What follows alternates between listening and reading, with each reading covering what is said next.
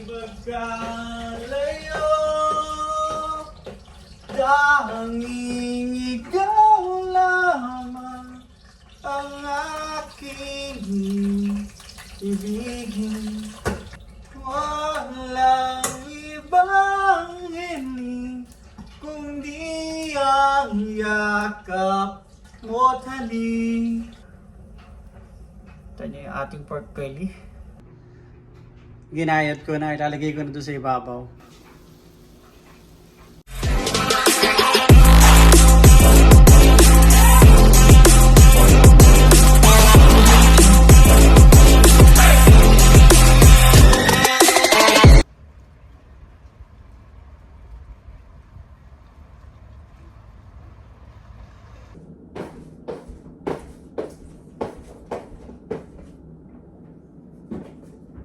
Kamusta mga boss? Magandang umaga sa inyo. Day off ako ngayon. Alas 10 ng umaga mga boss. Ang sarap matulog, tapos umuulan pa sa labas. Malamig yung hangin. Di ba yun ang pinakamasarap? Pagka yung umuulan ng hindi kalakasan, tapos tutulog ka. Sarap ng tulog mo niya, no? Tapos pagising mo, kakain ka, no? Yung kanin lamig. Sarap nun. Dahil day off ako, magluluto ako ng ginisang ampalaya, mga boss. Ito. Dalawa yan. Binili namin ni Mrs. nung pumunta kami ng ibang town. Ilang araw na kasi ito ay mabilis itong mabulok. Kamatis, sibuyas, at bawang. Tapos meron ako ditong pork belly. Ito yung natira dun sa niluto ko nung isang araw. Ayan o. Ito yung pork belly na yan. Itlog sana yung ilalagay ko. Sabi ko meron namang tirang belly. Yun na lang ilagay ko. Para may pang-ulam kami ni Mrs. mamaya.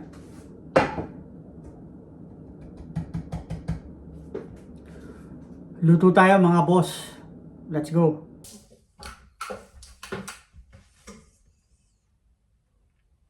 Pinakulo ko muna mga boss.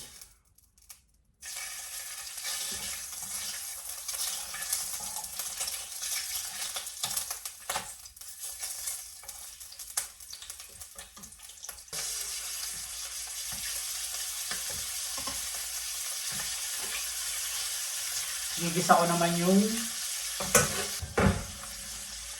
ampalaya ko mamaya. Tapos ihahalo ko to sa ibabaw.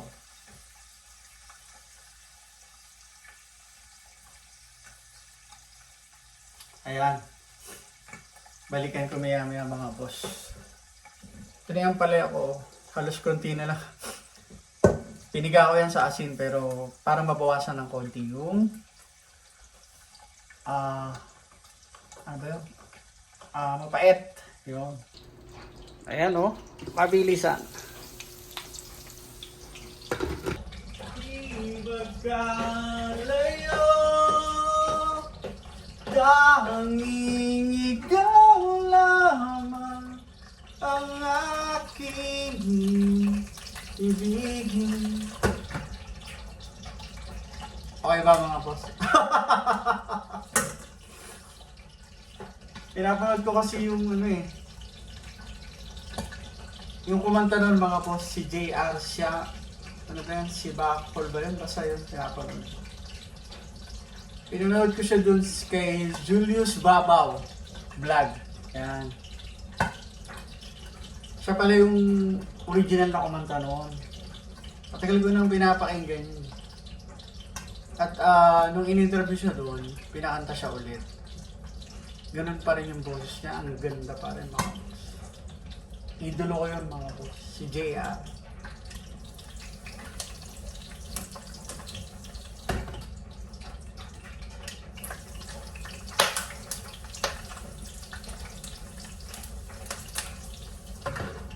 Walang ibang hiling kundi ang yakap mo't halik.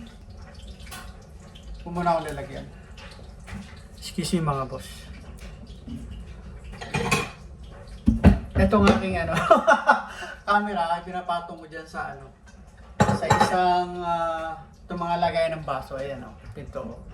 Kaya wala kasi ako nung ano eh, yung pinapanood ko sa mga vlogger yung stand. Pag ano bibili ako, tatalsik to mga boss. Kita nyo naman ang ating pork belly, pakita ko sa inyo. Ayan! Oh, Diyos ko.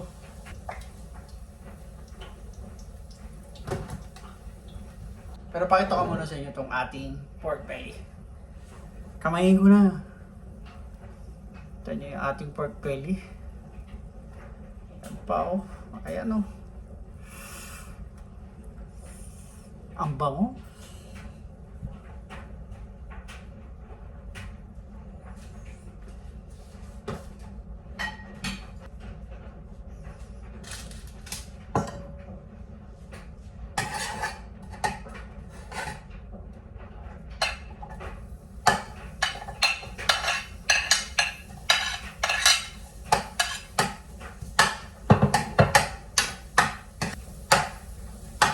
Sama ko na rin kaya to.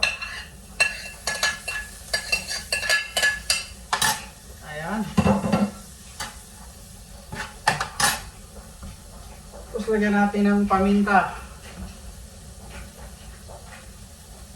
Si Mrs. hindi gaano mahilig sa paminta. Ako lang mga boss.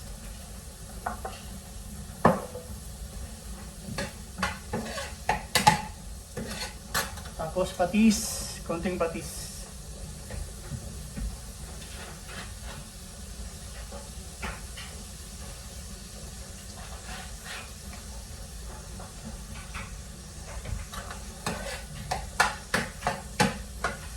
Lalagyan ko naman mamaya ito.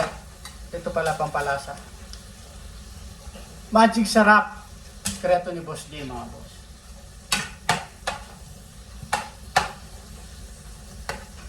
Narinig niyo yung ingay. May nakasalang ako sa dryer.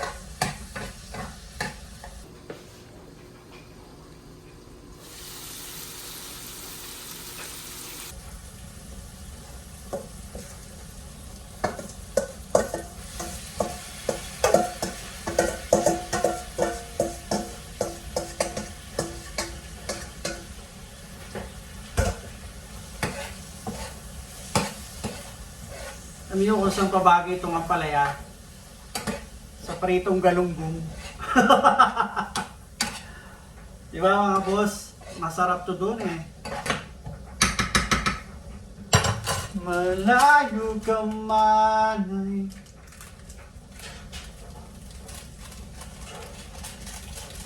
sana'y maalala mo.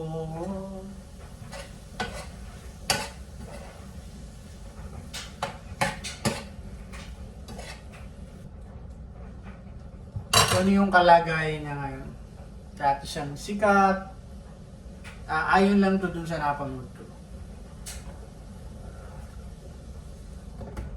Dahil bata pa siya daw noon at naging matigas yung kanyang ulo. Inamin naman niya yung pagkakamali niya.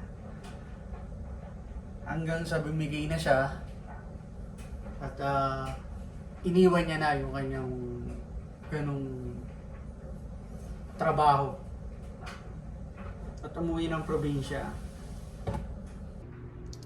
Ayan na ang ating pork belly mga boss. Ginayat ko na, ilalagay ko na doon sa ibabaw.